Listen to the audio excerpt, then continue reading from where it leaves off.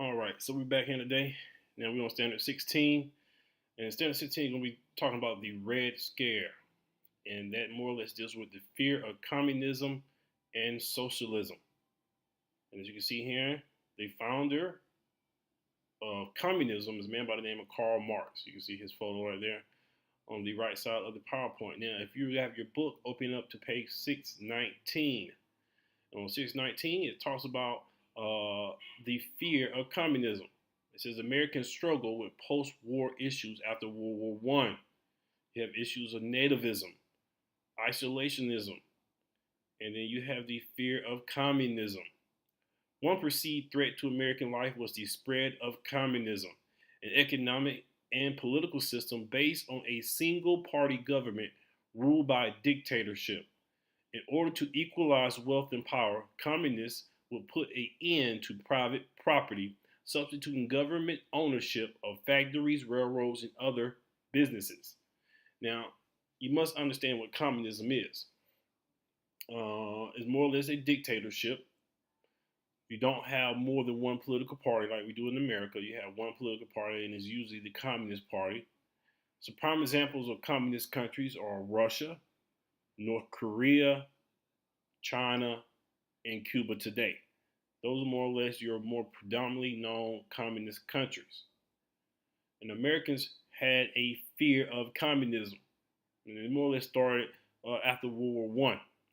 As you see here, many Americans responded to the stressful conditions by becoming fearful of outsiders, a wave of nativism, or prejudice against foreign-born people swept the nation.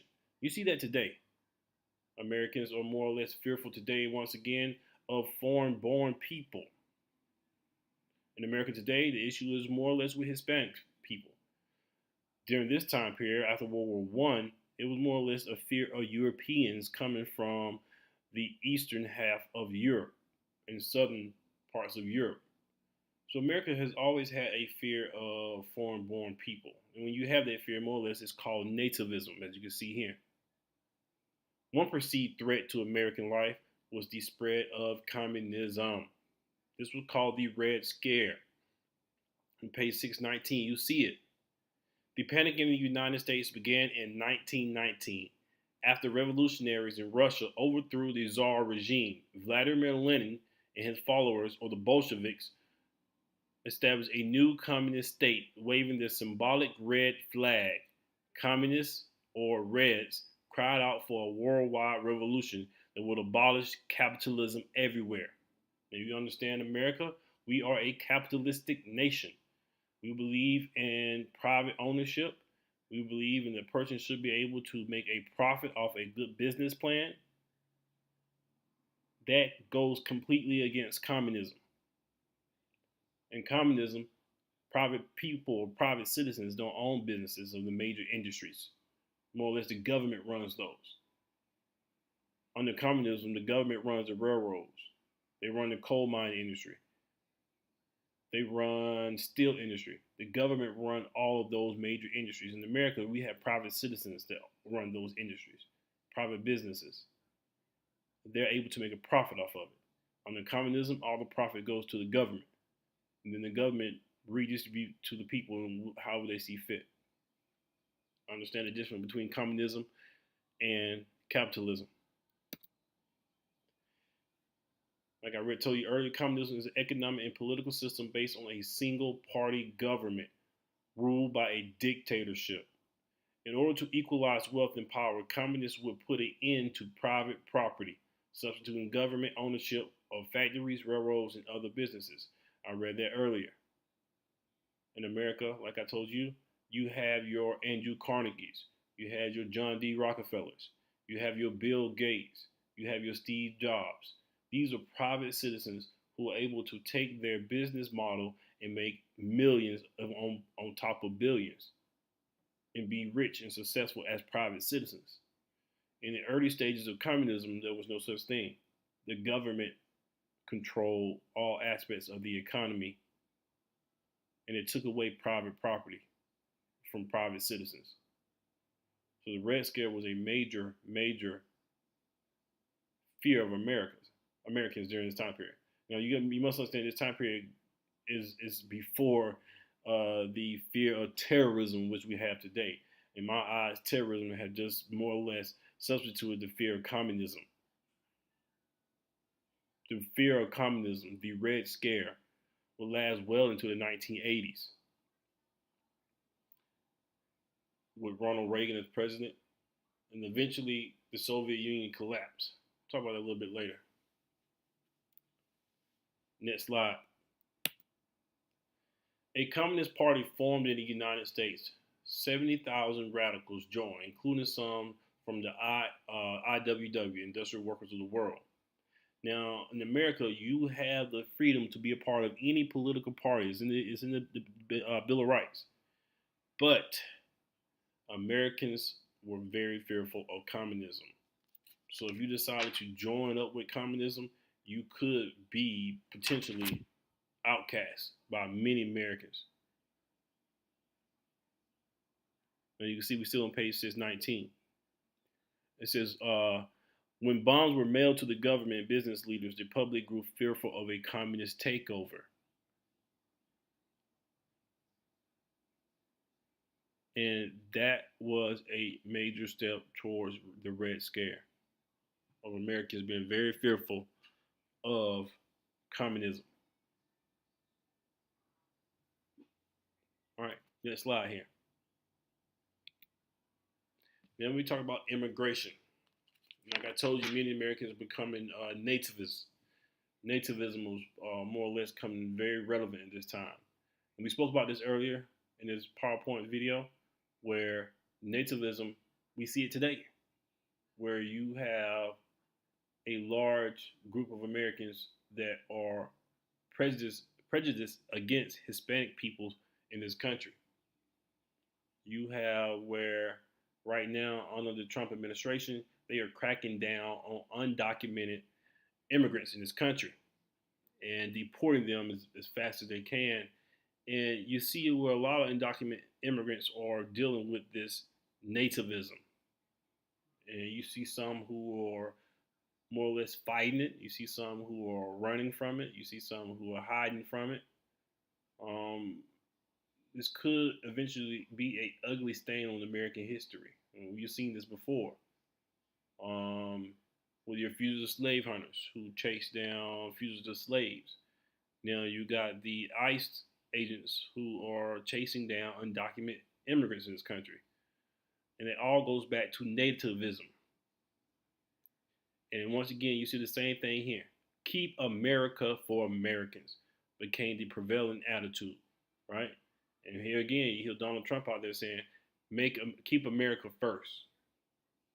So you start seeing history repeats itself. Anti-immigrant attitudes have been growing in the United States ever since the 1880s, when new immigrants began arriving from Southern and Eastern Europe. Now, why is it important in the Southern and Eastern Europe? Why is that an issue with Americans? Well, Southern and Eastern Europe was the part of the continent that was closest to Russia and those communist ties. So Americans were very fearful of communism. So they're very fearful of immigrants who could come here and then bring those communistic ideas with them. So keep America for Americans was more or less a push against immigration. Except in the 1880s and the 1910s, 1920s, it wasn't Hispanics they were pushing against. It was Europeans coming from the southern and eastern part of Europe. But history repeats itself, right? America is no different than any other time period in human history. And now it's not Eastern and Southern Europeans that they're pushing back. They're no longer the issue. Now the issue in American immigration is Hispanics. More or less, they are the ones who are on the front line fighting against this nativism prejudice in America right now. No different than that in the 1920s when you had Eastern and Southern Europeans fighting against nativism. Next slide. You will have a quota system. If you turn to page 621, the quota system. And the quota system was pretty much about cutting down immigrants coming into America. So they put a quota system on. From 1919 to 1921, the number of immigrants had grown almost 600%. We saw this in Ellis Island. You saw the large influx of immigrants. It says Congress decided to limit immigration from certain countries, mainly in Southern and Eastern Europe. As you can see, once I put in parentheses here, nativism, a prejudice against those people coming from Southern and Eastern Europe. So, the Emergency Quota Act of 1921 set up a quota system, established the maximum number of people who could enter the U.S. from foreign countries. Now, it says the goal of the quota system was to cut sharply European immigration to the United States. As the chart on page 622 shows, the system achieved that goal.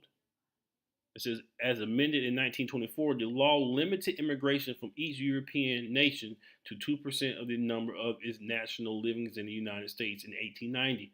This provision discriminated against people from Eastern and Southern Europe, mostly Roman Catholics and Jews who had not started coming to the United States in large numbers until the 1890s. Later, the base year was shifted to the year 1920. In 1927, the law reduced the total number of persons to be admitted in any one year to 150,000. So we put a quota system in, and it says once we reach these certain numbers coming from this part of the world, we're no longer going to accept anyone from that part of the world for that year. And this quota system was put in for a while until LBJ changed it in the 1960s. And he got rid of the quota system with his Immigration Act.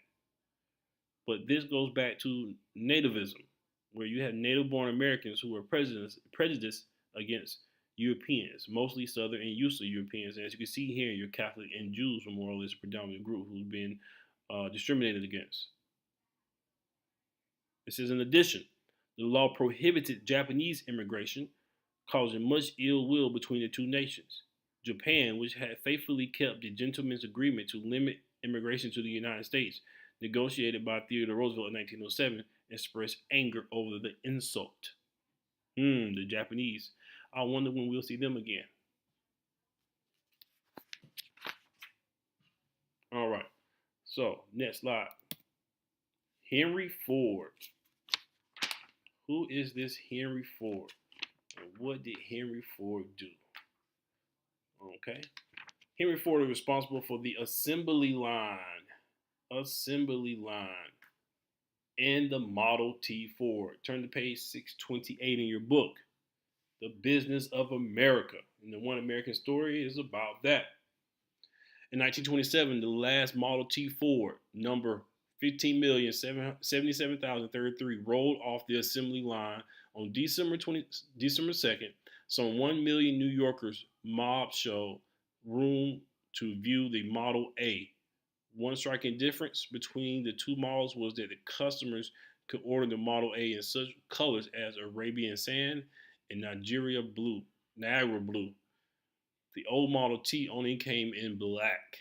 A Ford spokesman explained some additional advantages of the new automobile.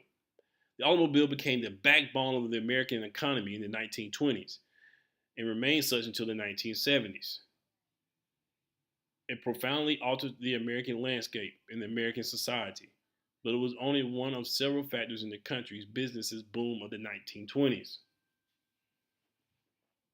So, as you can see here, Henry Ford, he was responsible for the assembly line in the Model T Ford. The automobile became the backbone of the American economy in the 1920s and it remained such until the 1970s. And seated as in Akron in Ohio, in Detroit, Dearborn, Flint, and Pontiac in Michigan. So, Model T Ford. Know what Henry Ford did. Obviously, you know what the Ford Motor Company is. He's the founder of Ford Motor Company. But he did not invent the car. He invented the assembly line. And the assembly line was made anything possible for mass production. The assembly line gave us the ability to mass produce goods. Understand that. The assembly line gave us the ability to mass produce goods. The auto industry symbolized the success of the free enterprise system and President Coolidge era. don't really need to know too much about President Coolidge as far as the milestone goes. By the late 1920s, around 80% of all registered motor vehicles in the world were made in the United States. Now, as you can see, Henry Ford's assembly line will push America into a whole new world when it comes to mass production of many different goods. If we had time, I could show you that episode of American Story of Us, but we do not. Sorry. That is the end. And when I get back, I'm going to have a lot of questions, and you better have the right answers. Thank you.